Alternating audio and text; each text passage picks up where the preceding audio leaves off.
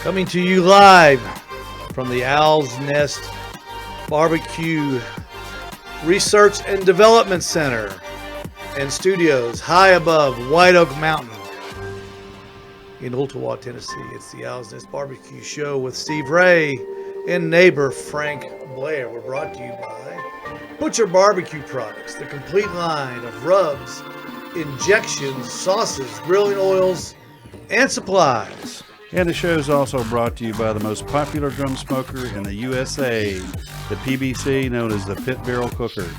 Hey, stop by Owl's Nest Barbecue Supply Store and see how easy the Pit Barrel Cooker is to use and how really affordable it is. At $2.99, it's a great deal, guys. Yes, it is. And we're also brought to you by Michelin Tires, available at my place, Steve Ray's Midnight Oil in Ooltewah. You don't have to pay very much money to get the quality performance you need. At Steve Ray's Midnight Oil, you buy the tires, you don't buy the building. Folks, welcome to the show. Frank, good to see you, man. Good to see you too, man. Let's get on with the show here. It's warm, and it's barbecue time. It is. Boy, I tell you. It's toasty, as a matter of fact. Wonderful. Did you see the paper today? Yeah, I saw it. Wasn't that nice? I've read it. Yeah. The girl did a great job. Yeah, she did a good. I mean, she was fantastic. Had a little. Just a note: somebody here probably was mentioned in the TimesFreePress.com. If you haven't seen it, so slight little hint. She was doing the preview of the barbecue supply store. Yeah. Good job. I appreciate it. I She appreciate wrote a good article. it. I subscribe to the Times Free Press. I am a subscriber. And Wednesday's my favorite day because of the food section. Get all the Publix coupons. Or the BOGOs. That's the BOGOs. When Yeah, the BOGOs change. The BOGO Buy one, page. get one. That's Yeah. what I look at the BOGO page. Yep. You can follow Owl's Nest Barbecue on Facebook and Instagram and on YouTube. Of course, we're broadcasting live to the Owl's Nest Barbecue page on Facebook, and we are broadcasting live to YouTube. Please go there and share it with your friends. Share it all over the country, all over the southeastern United States, all over the northeastern United States. Share it with all your friends. We would appreciate that. During the show, feel free to comment. That's what this guy's for. He will interact with you. He will talk to you, answer all your questions. And we're going to ask for audience participation tonight, Frank. Yeah. Because we got a great show lined up for you.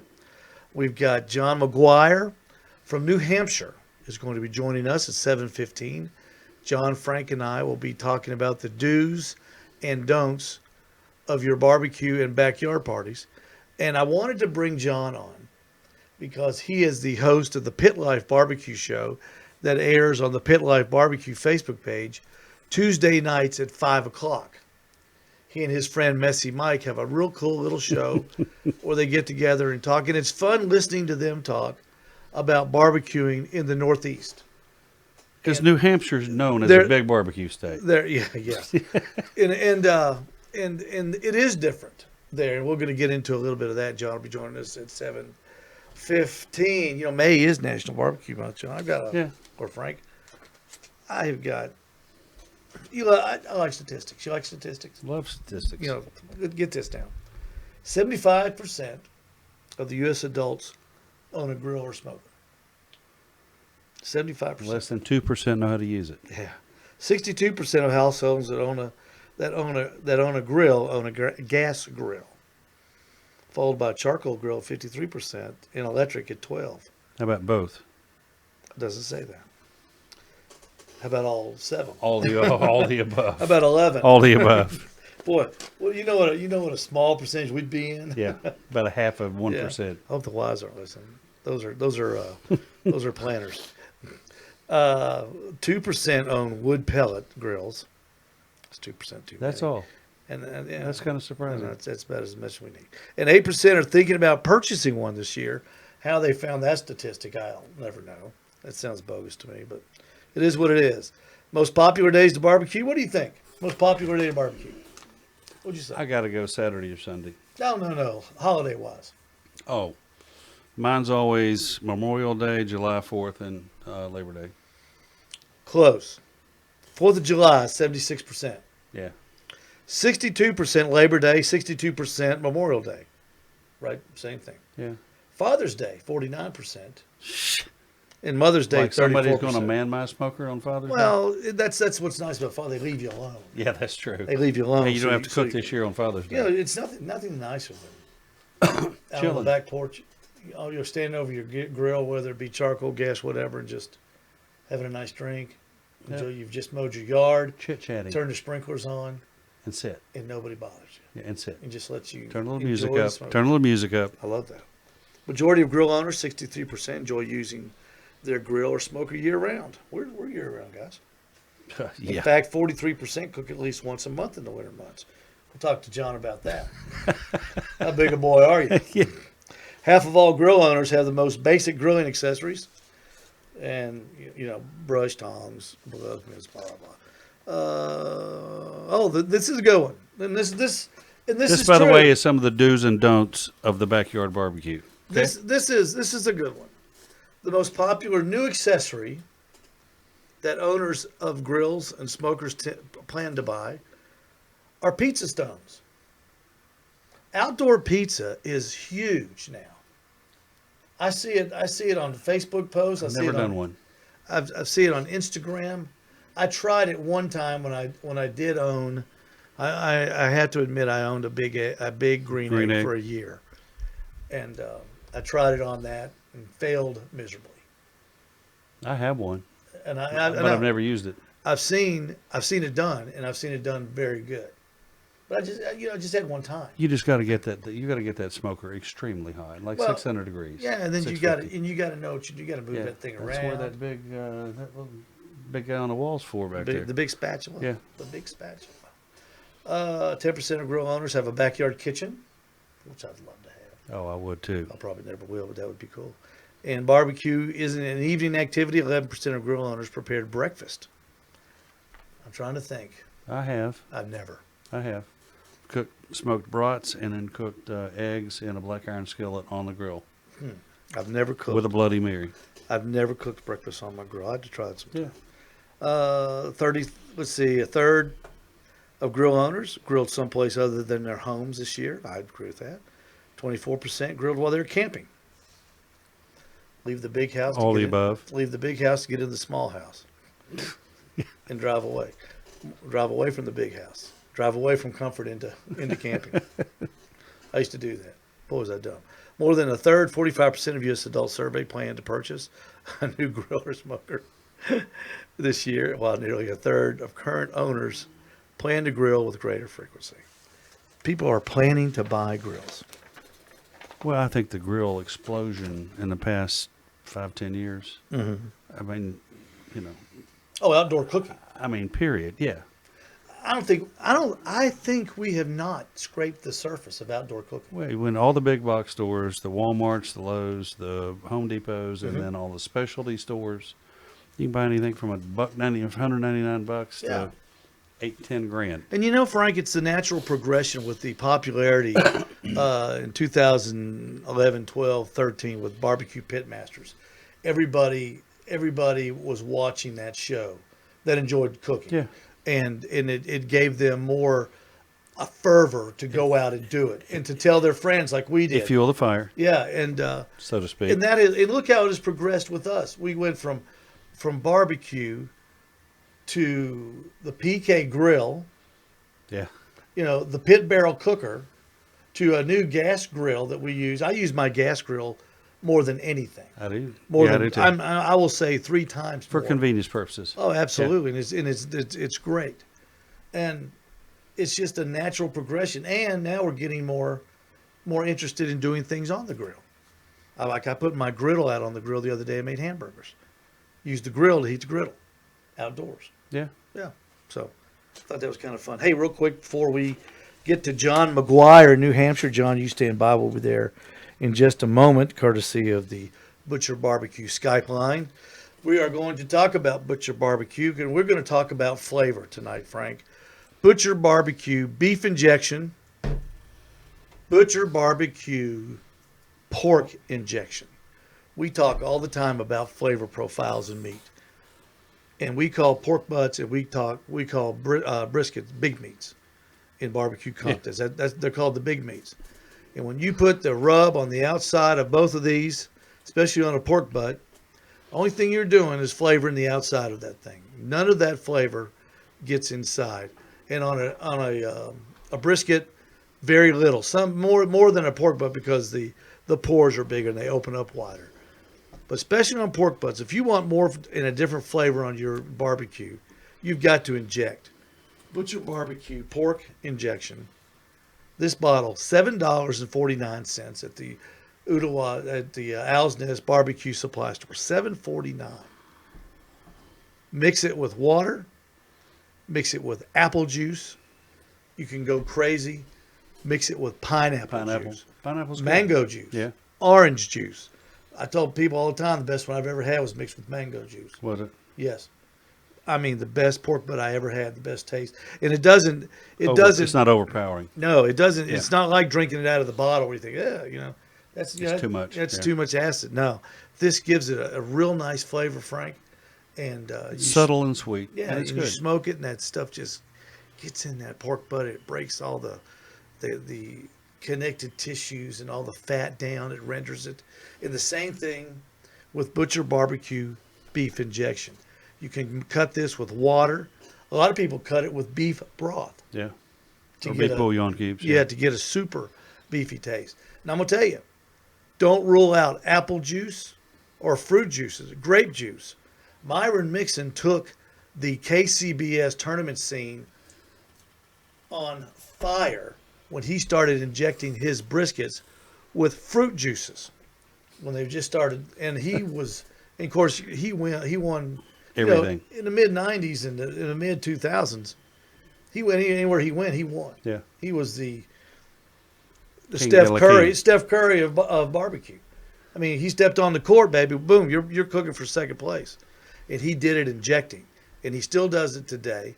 David Bosca, Butcher Barbecue, does it today using his products. If you want flavor, folks, you got to inject.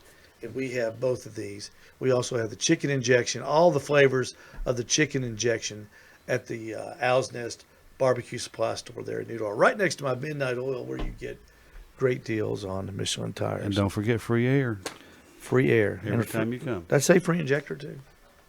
You get a free injector? Yeah, you do get a free injector Yes, you and do. free air. Okay, what we're going to do, we're going to hide y'all for just a minute. Where's my mouse? We're going to hide you. Hang on just a second. Let's play a little music. All right, let's see. And we are going to go to the Skype. Hang on here.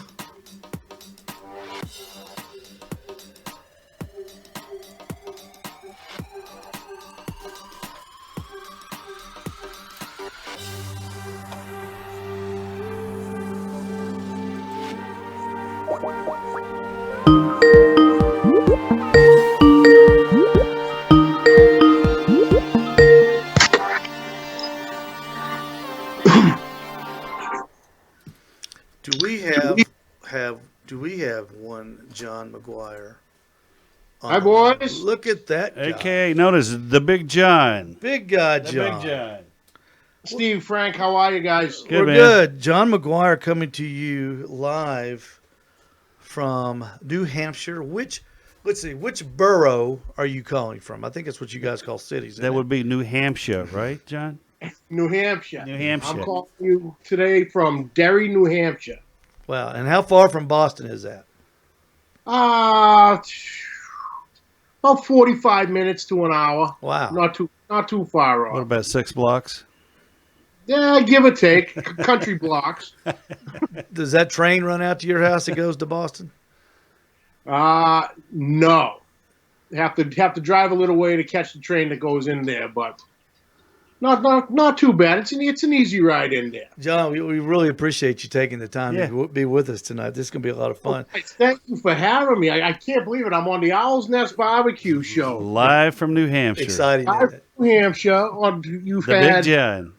two of my all-time favorite guys, Robbie Royal and Mike Mills. Mm-hmm. And now here I am. Who the hell am I? You are the Big John. Hey, John does a barbecue show, Pit Life Barbecue Show, on Tuesdays now at 5 o'clock on the Pit Life Barbecue Facebook page. And they have a real neat little setup, and they just sit there, and it's like a open forum of barbecue talk. Like Mike and Mike on ESPN, Yeah, but it's they're talking like, barbecue. Kind of like our show, kind of like Rempe's show, kind of like Malcolm Reed's show. Reed's. Yeah, everybody's sitting around talking about barbecue, and you know each show has its own niche, and you know why? Because John, it's just fun to sit around and talk about barbecue, and people like listening to people talking about barbecue. Oh, absolutely. That's we decided we had come across this last summer, and we were doing a cook, and we hopped on a Facebook Live real quick, and just messing around, having some fun with it. Mm-hmm. Then a couple comments the next day at work, and they're like, Sam, that was kind of funny, and so it got the idea started. Then a dear friend of mine, David Garofalo, he owns Two Guys Smoke Shop, and he's been doing a podcast, a cigar podcast, the Cigar Authority, for over 10 years now. Wow. And he turned the whole upper level of his cigar store into a podcast studio. Mm-hmm. And he like went somebody all else out. we know. Like you've seen the show, the set looks like something off of ESPN. It does. It's very sharp. It's very sharp. Yeah. So we had talked to him about possibly setting it up, trying to do something barbecue wise, and he loved the idea. Steered us in the right direction, and we went live about mid last August, and I've been going live ever since. We're having an absolute blast doing it. And you can tell you guys are very much at ease doing it. You're professionals at it now. Oh, are you going to ask him something, Frank? Because I'm getting ready to. No, go ahead. Okay. Go ahead. What's your background as far as barbecue? Are you a competition cook, backyard guy, instructor, or just a barbecue guy? Just a backyard guy originally. Just had the old gas grill and fine burgers, dogs, steaks, things like that. And then, like you were saying earlier, when I was watching before you guys called me, Barbecue Pitmasters showed up. Yeah. And, of course, that got my interest, and I'm watching it, and it was the old, I can probably do that. So we went out, bought a smoker, and just started experimenting, and just got completely hooked on it. John, that is exactly the same story as mine. And I wonder how many people around this country just did the same thing. I did mine. I was watching television on it. I think it was either late February or early March, and they were running a season 1 marathon of Barbecue Pitmasters. And I think back then it was, I think it was the Learning Channel, I think. Or it may have been... it was after Versus, but whatever. And I went to it and I watched it a little bit. Then I clicked, and then I went back, and I could not stop watching it. I mean, it was so interesting what these guys were doing. I thought, my gosh, they cook, they travel all over the place, they smack talk, they have fun. Yeah, and it's competition, but it looks like they're having fun doing it. And that's how we got started. Exactly how we got started. Before I watched that show, I couldn't make ice cubes. I'm not kidding. And I'm not a great cook now, but it really piqued my interest in barbecue, grilling, and cooking now, for that matter. It's just a natural progression. Oh, absolutely. What kind of vessels are you using in New Hampshire to cook your food on? My offset smoker, I have an Oklahoma Joe Highland. Mm-hmm. Then I have 2 Weber kettles, 22 inches. And I just recently added a Blackstone griddle. Ooh. And I have actually just recently gotten my hands on. We did a show, not yesterday, but last week, on the Watchman stove. I saw that. A Watchman stove. Yeah, It, I saw that thing. It's a steel stove. Almost, it's based off the design of the old rocket stoves. Yeah, It looks like a 3-foot wood chipper.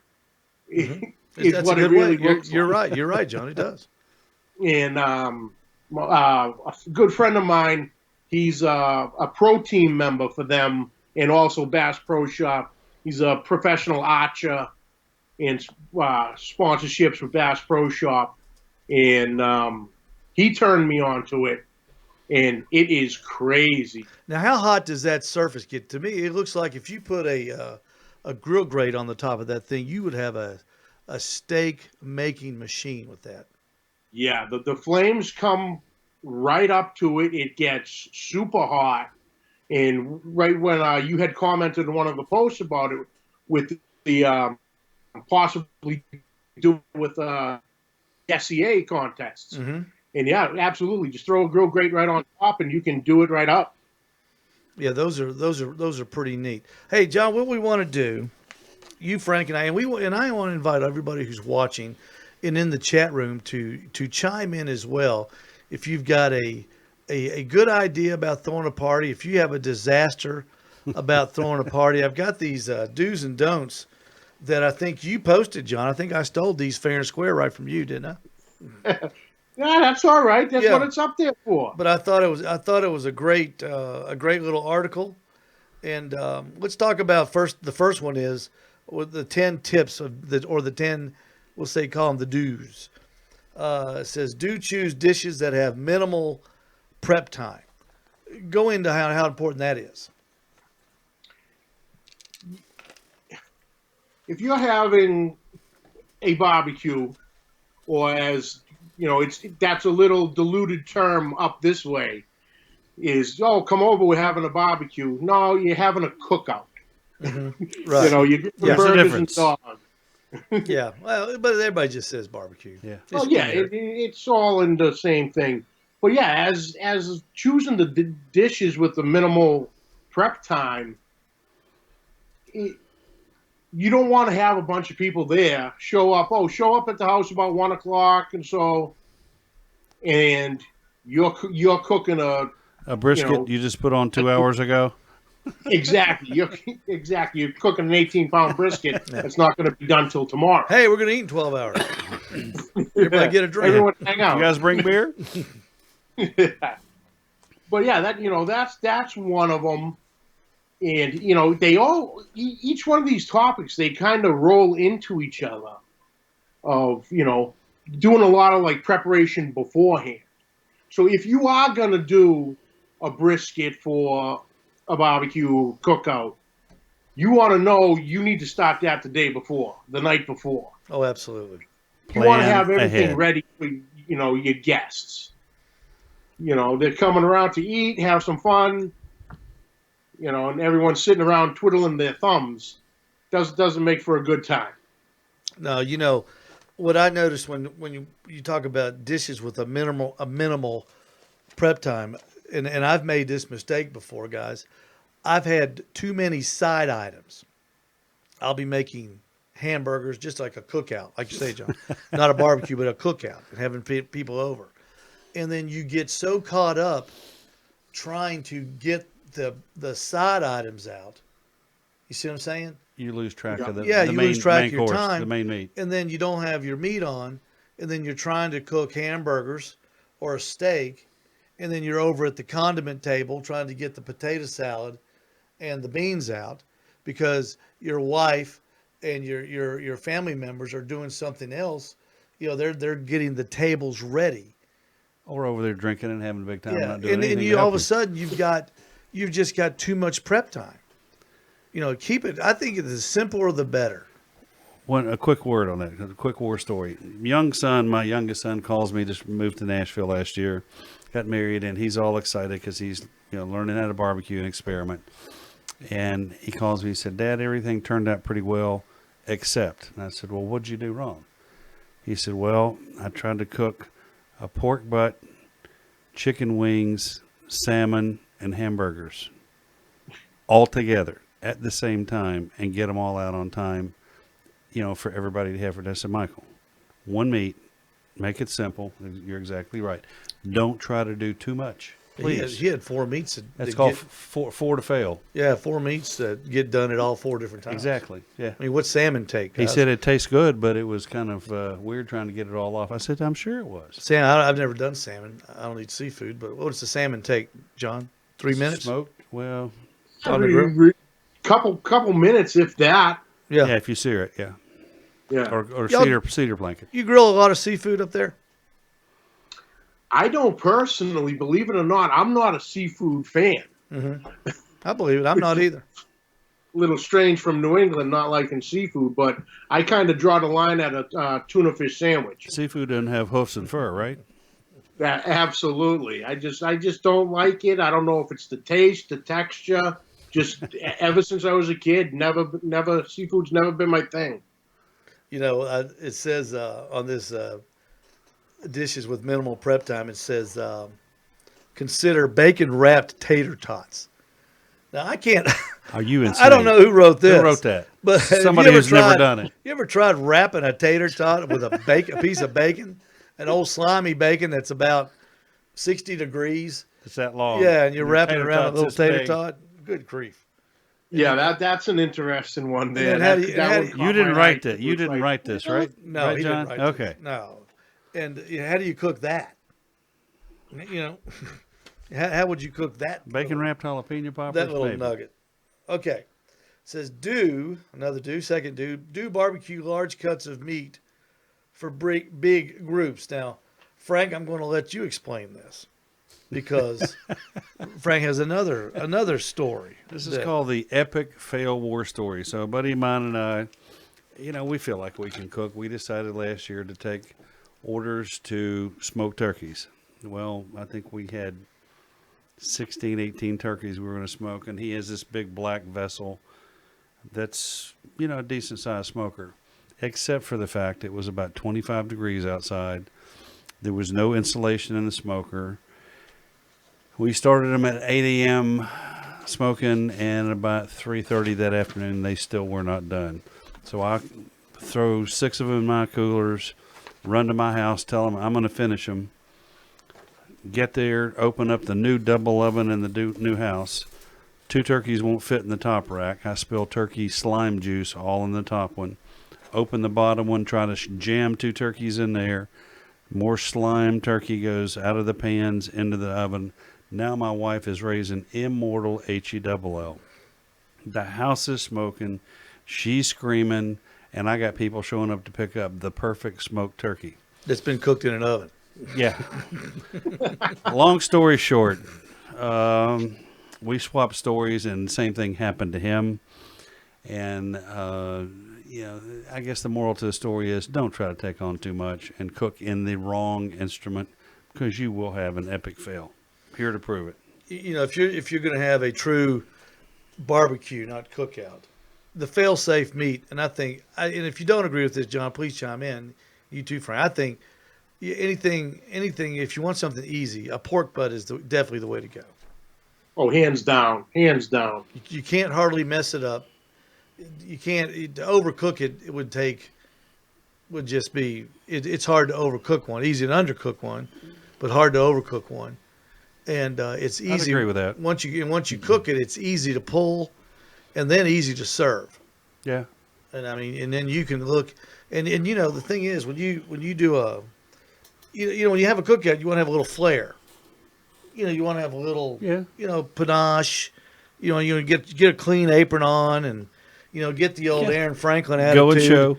Yeah, get the old Aaron Franklin attitude. Like, I'm going to show you people this creation I've done. I've been take it off there and pull it and put some secret butcher barbecue.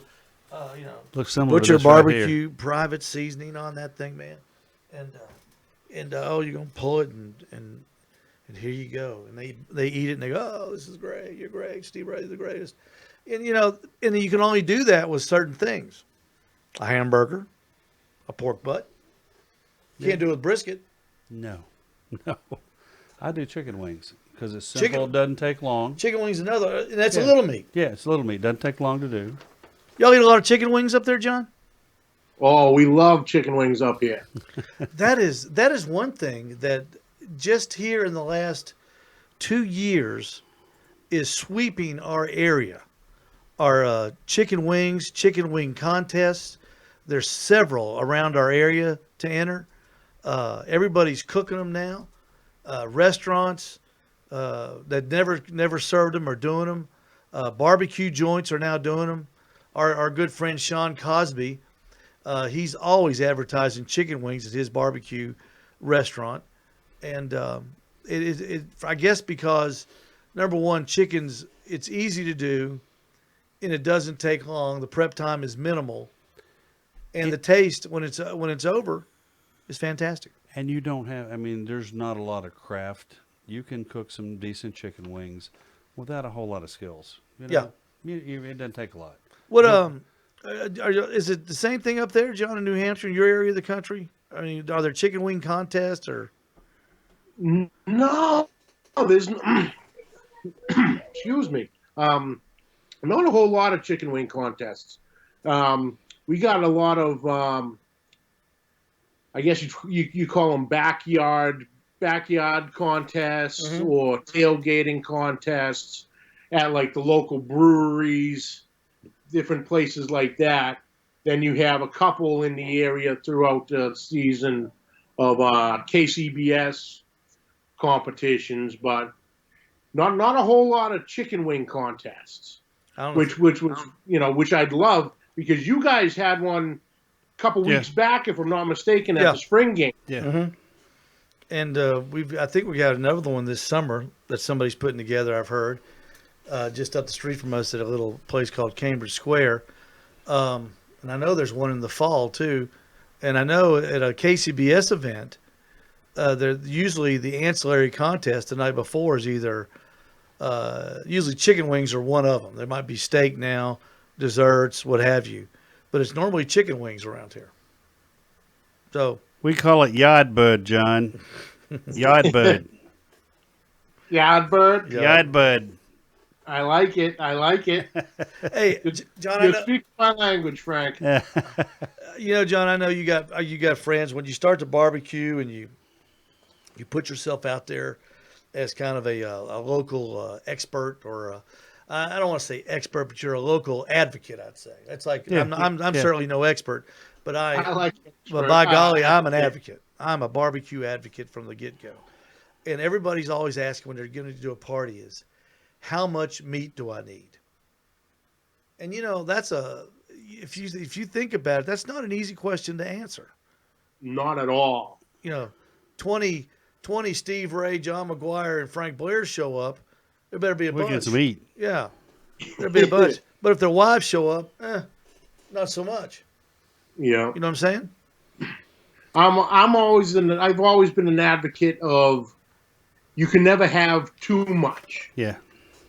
So I always go on the edge of Too much. having too much more than I need. Because at that point, you're always safe. Well, the other thing, too, is if you are serving sides, those are going to fill people up, So, 5-6 ounces worth of meat, probably plus sides. Yeah. All right, Tony Holloway, Craig Bolton. Tony's giving me a ration here on Facebook. Al Selvage, Chad Warner. I'm going to tell you. I'm going to Brian Thurman. I'm going to give you. Ron Sharp. I've got the equation right here. Everybody, get your pencils out, okay? This is what you need to figure when figuring meat for your next barbecue. General rule of thumb: allow 1/3 of a pound of finished meat per person. Now, when you're doing a pork butt, brisket, chicken, not so much ribs, plan on 40% of weight to the cooking process, which means you have 60% left of what you started with. Finished product. If you start with 20 pounds of pork shoulder, you'll end up with 12. 12 pounds of finished meat, 20 times 0.60 equals 12 to serve up to 36 people. There's your equation right there. Yeah. I'm going to copy that and make a big poster and put it in the barbecue store. My barbecue store. I'm going to do that. I think that's the question we get asked. You know, during the summer, I get asked that question twice a day. People come in, how much do I need to make, Steve? We got asked to cater an event last year. Yeah. And so that was the question. I was sitting there thinking, God, how much meat do we need? Because they asked for ribs and wings and then 2 sides. So. Yeah. All right, John, here's a good one for you. Do as much preparation ahead of time as you can. Absolutely, because you want to have some fun there too. You just don't want to be. Obviously you're going to be cooking. We enjoy doing that. We find pleasure in that. So that's fine. But you don't want to be completely running around the whole time either. So have your sides already made the night before, or there's actually another topic jumping ahead a little bit. See if some of your guests can bring a side. So someone brings some beans or coleslaw, that helps in your prep time. But make sure you, like we were talking on the show yesterday, have a little checklist, because you don't want to run out of barbecue sauce. Or, if you're having burgers, you don't want to run out of ketchup and mustard. Have a little checklist going, and everything should run smoothly. And people watching and joining us, they'll say, but Steve, anybody can throw a party. I've thrown backyard parties. When you start making that list, and you start thinking of all the things you need, it is so easy to get overwhelmed. When your neighbor comes up to you and says, hey, I'll bring the napkins and the forks. No, bring the potato salad. I can buy napkins and forks. See what I'm saying? Everybody wants to bring the easy stuff. I'll bring drinks and Cokes. I'll run down to Publix and bring a pie. Or 2 large bags of Lay's potato chips. Or I'll bring the ice. That was my favorite. Ice. Yeah, I got an ice machine in my store, holds 150 bags of ice. Somebody's telling me they're going to bring the ice. Is your ice box open, Steve? I'll stop by and get it. I'll stop by and put it in there. Yeah, I don't have to pay for that, do I? No, no, not since it's coming to my house. But I think if any of these rules that are the most prominent, I'm going to say do most of your prep ahead of time. And if you're a halfway skilled pit master, and Frank, John, and I, we can do this. If we're going to eat at 4, I know when to put the brisket on. I know when to put the pork butt on. I know when to put the chicken on, and where I can leave it alone and then take it off, and it's going to be ready to eat. Cruise into it. Yeah, and it's going to be hot right off the smoker. Yeah. So, if you're going to do a barbecue, that's the way to do it. Count back your hours and put that meat on, and have some sort of a vessel that you can cook overnight on without having to stay up overnight. Have some sort of temperature control, or have a buddy, who's going to come to the party. Sleep in the lawn chair. Yeah, you take the first. You watch the brisket for 4 hours. I'll get everything ready. You sleep, and then we'll both show up at the party at the same time, and that works. It works. Yeah. And that's another big question we get as barbecue guys. I'm doing a 18-pound brisket. How long is it going to take to cook? The number one question: how long do I cook it? Till it's done. Till it's done. Till it's done. 12 hours at 287 degrees. It'll be ready at 3:08. I promise you. Hey, John, let's see. Paul Keaton wants to know, do you own a Harley Davidson? No, if Paul Keaton is asking that, I own a Harley Davidson. Yeah, that's what he said, Holly. Not a Holly Bush, but a Harley Davidson. Paul Keaton listening and watching. Paul's going to be talking soon. Maybe he'll put down a little gentleman's bet for my Boston Bruins versus his Columbus Blue Jackets. Oh, hockey guys. Yeah, we down here. There's too much skating between fights. All right. Says set up a hot dog bar. Now that's the easy way out. You know. Yeah. That Keeps is- people occupied. You yeah, give them but a little snack. you know how messy that is. I swear to gosh, when we serve hot dogs at these little vending events we do, and you set up a condiment table, Stuff that you have to go over there. You have to have somebody just Yeah. monitoring it. People are pigs. People are pigs. They can't put mustard on a hot dog. You know, it's like some people. around it. Yeah, they can't put the relish on it without putting the first 5 squirts on the table. I don't know. I don't like the hot dog bar. I don't like the hot dog bar idea. Do you like that, John? I think that's kind of a. No, I consider that exactly what you had said, a condiment table. Yeah, I don't. You're gonna have a table or an area set up for your meats. I'm not sure the person that wrote this has really ever done it. Oh, I'm sure it's some journalist. His editor said, "Go out and do a story on it. The do's and don'ts of a barbecue." And then guess what the last one is, John? Exactly what you said. Get your guests to bring the sides. Amen. Yeah. Yep. Not the forks and the napkins and the ice. Amen, brother. Preach Bring it. the sides. All right. The don'ts. The don'ts are more important than the do's. You know it? Don't try to impress people by cooking elaborate dishes. Boy, you got that right. Yeah. Keep it. Barbecue is simple. Keep it simple. Don't ever try the first time on guests that are coming over. For heaven's sakes, cook it before and at least practice. Oh, I know. I've seen that too. Hey, look, isn't that good? Doesn't that taste good?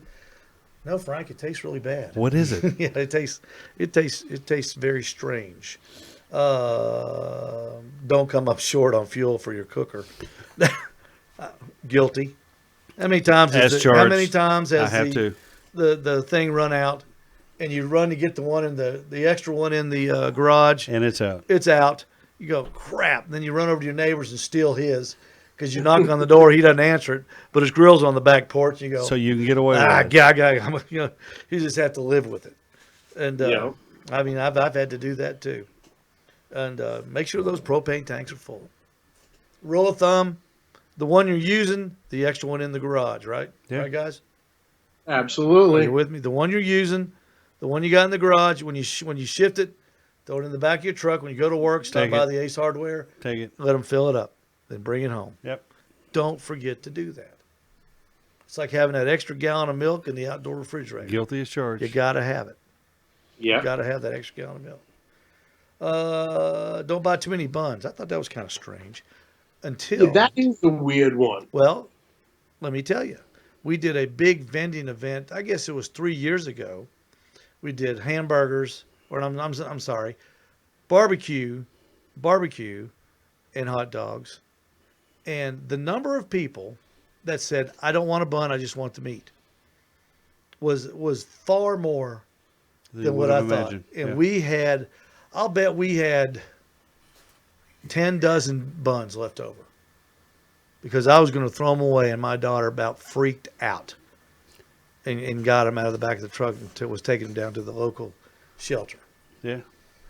They So- make so I great can- toast.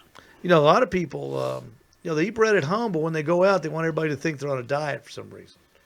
And they Yeah, don't- and that's the other thing. yeah. With some of these crazy diets, you can't have bread, you can't have buns, you can't have this, can't have that. You can only eat meat. Okay, but you know, Yeah. you're at a barbecue, you're at a cookout. You know, Fat keto people. but it's not going to kill you. Fat keto people, Then they go home and eat the refrigerator. All right. And the last one is don't wait until the last minute, blah, blah, blah. We did that one. We did that. I think that's a lot of this stuff's common sense. I think the point we hit on cooking the barbecue, get it started the night before and time it so you can enjoy. How many times, Frank and John, I know you like me, you're sitting there working your tail off, and everybody's having a good time, and then all of a sudden when the cooking's over with, it's time for cleanup. And they're gone. And then, oh yeah. Or they're paralyzed from the elbows down. Here, let me help you. You know, Let me get that They fork. can hold a beer, but they can't wash a plate. Yeah, let me get that fork. Yeah. All I got to do is fork. You know, the one interesting one that they did not have in there, which I would say is in the top to-dos, is get a friggin' meat thermometer. Because otherwise you don't know when your protein is done, when the meat's done. Yeah. Well, if you're Common if, sense. if you're cooking, you'll probably have one of those. Though. I would say, I would hope so. Hey, John, They what failed time? to mention, make sure you got beer. Yeah. Plenty of alcohol. Now down here, they just started selling alcohol on Sundays this year. I'm sure they sell it on Sundays in New Hampshire, don't they? Yeah. I think New Hampshire has always done it. I know Massachusetts, I can't remember. It's well over, it's well over 10, 15 years ago that Massachusetts didn't sell on Sundays. So everyone would actually drive up to New Hampshire to get their beer and alcohol. Does Now they finally sold beer here on down. Sundays, but no wine and no liquor at all. Yeah, well, New Hampshire's a little weird because you can go to the grocery store and buy beer and wine. same here. You can Yeah. go to a convenience store or gas station and buy beer and wine. You have to buy hard alcohol. You have to go to the state liquor store. Yeah. So the state runs. It's like the ABC store, right? the Yeah, state yeah. runs the liquor. That's like in Virginia. The Or state. Florida. Yeah, the state runs. No, they don't run it in Florida. Yeah. ABC store, son. That's not state. That's a Well, guy named okay. Holloway. That's the name of the liquor stores are ABC.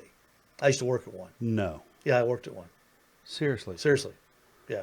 The state doesn't run in I Florida. always thought they were state run. No, that's the guy. His name is Holloway. Owns all. And he those. didn't have any money either, does he? Oh gosh, I got to meet him. He owns, Didn't know half, this was owns half of Florida. 1980. He's probably dead now because he's pretty old dead. But he's a real nice man. What's the season up there, John?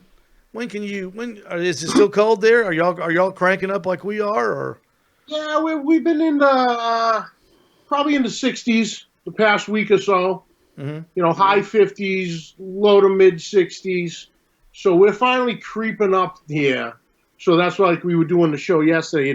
It's officially barbecue season in New England. What is it? You know, Something higher we than don't 32 stop. degrees? Oh yeah. Like I don't stop, or Mike doesn't stop. We go all year long, which makes for some pretty interesting cooks. That's for I sure. bet. now, do you That's guys? nothing like Do you guys? shoveling out the smoker. Yeah. Do you guys like get together on Sundays and do a long cook and just hang out together, or do y'all? Oh, yeah. Yeah. Those. Yeah, we do that. We'll plan them around, you know, because just make sure the schedules work first. But you know, we'll plan something and you know we'll throw it on the night before and we'll hang out. Then the wives and the kids will come back and forth.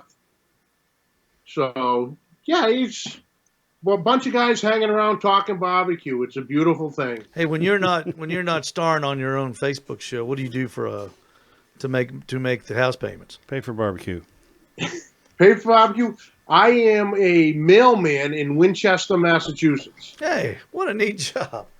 Yeah. Do you have one of those little warehouses that you put all the mail like Newman did on Seinfeld? No. Sometimes I do believe in the cripple, crumple, and cram method, but Yes. from Newman. Well, But I'll tell you, And run away from small dogs. I am the post office's biggest fan. I think it ought to cost $1 to mail a letter. oh yeah, It's like you put a stamp on a letter and you give it to John and say, "Take this to Alaska." And it That's a pretty good deal. And it magically goes pretty there. good deal, and it'll go there. Yeah. Yeah. Yeah, it'll go to Hawaii. Yeah. That's a pretty good deal. Oh, For stamps 55 went up cents. to 55 cents. Oh my God. Okay, go to UPS and FedEx and see what they charge you. I'm charging you 55 cents to take this to Alaska. Are you guys running on Sundays up there? Yeah, we do a lot of. We have a big contract with Amazon. Amazon. Yeah. So they do all the Amazon deliveries on packages for Sunday The delivery. first time I got my first Sunday delivery, I was on the side. I have this little area I set up on the side of the house, and I had my smoker going, and I had my chairs out there, and I was just out there chilling. And we live in a real small town, John. So everybody knows everybody. I know everybody at post office. Everybody knows me. And Jim Bob comes walking down the sidewalk. He goes, Steve, he goes, you down here? I went, yeah. He goes, here, I got a package from you. I said, Jimmy, what are you doing? He It's goes, Sunday. we're working. I said, you're kidding. And you know what it was? It was my coffee order that I'd ordered. Coffee. Shows up from on a Sunday. Amazon on a Sunday. Yeah, like it was some emergency order. I couldn't believe it. Hey, John, you got a lot of guys up there named Jim Bob, right? Like our mailman? Oh, absolutely. I figured you did. So what is on the horizon for the Pit Life Barbecue? You and tell us a little bit about Messy Mike. I wish he could have been with us tonight. We'll get you and him on together because you two are a hoot when y'all are. That's too good a name. Now, Messy Mike, not to be colorful. Messy Mike he's got an opinion about everything, doesn't he? Oh, absolutely. That's what makes him him. That's what makes it. I think that's a lot of what makes it work. You know, because we can have that back and forth on everything. Messy Mike. Get in a little argument here and there. It's, you know, quote unquote, good for television. Oh, he's got a little attitude too. He doesn't let you get one up on him. He hangs right in there. What does Messy Mike do for a living when he's not making house payments? He did have a catering company, Messy Mike's Barbecue, and that's what he's been doing that for the past 5 or 6 years, and doing very well with it. But then this year he's scaled it back a little bit, and he went back to he's a master electrician by trade. So he went back to doing some electrical work and scaling the catering back a little bit. He has still some certain ones he does every year, so he'll keep those. But he's bouncing back and forth between the electric and the catering still. You know, he's probably about 4 or 5 years into that catering, and you know, you can make, or I should say, you can earn some pretty good money doing that. But it's as hard. As hard as running a restaurant. Yeah. I've got a friend down here, Andy Cagle. She's a caterer. Yep. And she works her tail off. Yeah. You know, making everybody happy and great human being, great cook. Yeah, and she does weddings and things, and that's when the pressure's on. You screw up somebody's wedding, it's not good. You're not going to get paid. Bad career move. You know, you're not going to get paid. Get your money up front for weddings, because one little screw up and you ruined my daughter's wedding. No thanks. You know, I'm out of here. Yeah. John, thank you so much for joining us. It has been an absolute pleasure getting to talk to you and getting to meet you. I look forward to next Tuesday for the absolutely for the Pit Life Barbecue on Facebook at 5. You know, John, you're a great lead-in. At 5 o'clock, from 5 to 5:30, it's the Pit Life Barbecue Show. I do a radio segment from 7 to 7:30 on one of our local talk stations. And then Greg Rempe comes on at 9 o'clock. There are our master, the Grand Poobah of barbecue the Midwest. talk. And I'm sure you listen to Greg. I've seen you on in the chat before. Oh, absolutely. I watch it here and there when I can, but I also I downloaded the audio version on podcast. Yeah. Isn't he something else?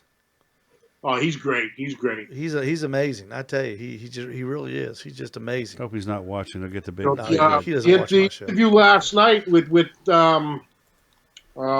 Matt Pittman. Matt Pittman from Meat Church. Yeah, that was an incredible interview. Matt is, and he's really gone through a transformation too. Matt Pittman has, quitting his job. You know, he's from Chattanooga. Oh, really? Yep. Lives out in Texas now, but he was in. I spoke with him briefly this morning. He's from Chattanooga, Red Bank. Andrew Glass, who is one of our watchers, knows him very well. Oh, okay. Says he's a great guy. Yep. You know Andrew. He used to work for him. Andrew worked with me. He sure did. Yep. John, we're going to let you go, man. Sure All right, appreciate it. boys. Thank you, Steve. Thank you, Frank. I Steve appreciate Bob, it. It's Steve been Bob, fun. and I'll Steve be- Bob and Frank Bob are out. I'll be waiting for my Pit Life barbecue invitation. It's coming, my friend. It's It's in the mail. No, Good we're to see you, in John. the process of. We were notified yesterday. We went from Skype to Google Hangouts, and now we have to switch to something called Zoom, because the Google Hangouts kept somehow taking over the soundboard and dropping the levels and shutting the mics off, and became a complete nightmare through the system they run. So once we get that down, you'll be definitely getting the invite. All right, John. Trials and tribulations of broadcasting. Cook on in Absolutely. New Hampshire, my friend. We appreciate you. All right, thanks, guys. You betcha. See you, man. John McGuire from New Hampshire on the Owl's Nest Barbecue Show. Sure appreciate that. Now back to the New Butcher Hampshire. Barbecue screen. What a fun guy. He's a colorful guy. What a fun guy. And going over the do's and don'ts of parties and just hanging out. Kind of a round table discussion on barbecue. Yeah. And I hope you enjoyed that. Andrew, Paul, Dan Grease Dan joining Grease. us. Hope you enjoyed that little discussion with John McGuire. And if you're a barbecue junkie like Frank and I, tune in. Set your alarm for Tuesday at 5. The Pit Life Barbecue Podcast. It's on Facebook. John and Messy Mike, and they're good. They're good. Messy Mike. Yeah. That still cracks They me just, up. I mean, they just talk barbecue, man. It's nothing fancy. It's like Two us. good old guys. It's nothing fancy. Hey, we got to go, Frank. We got to go. We got to Good go. night, all. We got to go. We appreciate Thanks everybody. for joining us. Appreciate everybody watching and listening. Don't forget, Steve Ray's Midnight Oil, the best deal on Michelin tires that you can possibly get in this area. We also are the Goodyear deal, the best deals on Goodyear tires you can get in this area as well. And also the Owl's Nest Barbecue Supply Store right next to the Midnight Oil. Come by and see if we have grill grates. We have a gonna complete mention, line, yeah. the complete line of grill grates. We have the barbecue guru party Q in stock. If you want to know what that is, if you're interested in easy temperature control, we've got it. All the complete line of Butcher Barbecue rubs, sauces, injections, and grilling butters, disposable cutting boards, food handling gloves, and a plethora of things for you to use while you're cooking. We'll see you next Wednesday night for another exciting episode of the Owl's Nest Barbecue Show. For Frank Blair, this is Steve Ray, signing off.